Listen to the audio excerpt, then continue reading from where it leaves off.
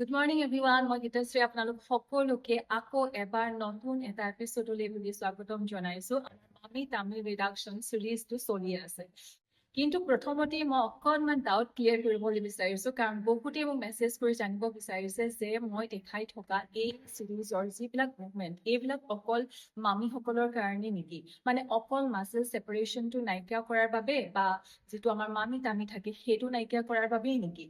নহয়, আনমেৰিড মহিলাসকলেও এই মুভমেণ্ট কেইটা এই আসনসমূহ অভ্যাস কৰিব পাৰিব, যি আপোনালোকক এবডমেন এৰিয়াত বা বেলি এৰিয়াত জমা হৈ থকা ফেটটো কমোৱাৰ ক্ষেত্ৰত আপোনালোকক হেল্প কৰিব পাৰিব।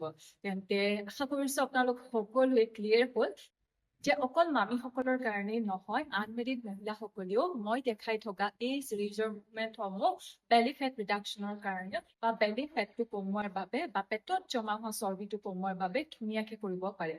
খালি একদম ইনষ্ট্ৰাকশ্যনছবিলাক ফ'ল' কৰিবলৈ চেষ্টা কৰিব, যাতে প্ৰত্যেকটো মুভমেণ্টে আপোনালোকে মেক্সিমাম বেনিফিট ল'ব পাৰে।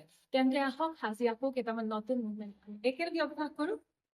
আজি মই আপোনালোকক দেখুৱাই আছো ব্ৰিজ পোজ বা সেতু বন্ধাসন বুলিও কয়। তো তাৰ বাবে এই ধৰণে ওপৰলৈ মূৰকৈ শুই থকাৰ পৰা নি বেণ্ড কৰি ফিট ক্ল'জ টু হিপছ কৰিব। দুয়োখন ভৰিৰ মাজত হিপ উইথ গেপ আছে। ইনহেল এণ্ড এক্সেল কৰি কোৰ মাছল এংগেজ কৰি ইনহেল কৰি hip and back up from the floor কৰিব।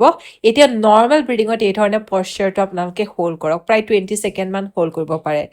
এই ধৰণেও কৰিব পাৰে বা এই ধৰণে মুভমেণ্টতো কৰিব পাৰে। ইনহেল এণ্ড এক্সেল কৰি কোৰ মাছল এংগেজ কৰি ল'লে। এতিয়া ইনহেল কৰি আপ কৰিলে, এক্সেল কৰি ডাউন, ইনহেল কৰি আপ, এক্সেল ডাউন।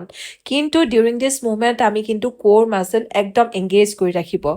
এই ধৰণে আপোনালোকে এজ এ বিগিনাৰ 10-10কে 3টা ছেট কৰিব পাৰে, আৰু পিছলৈ কমফৰ্টেবল হৈ গ'লে 20-20কে 3টা ছেট কৰিব। তো আজিৰ কাৰণে ইমানেই, বাই।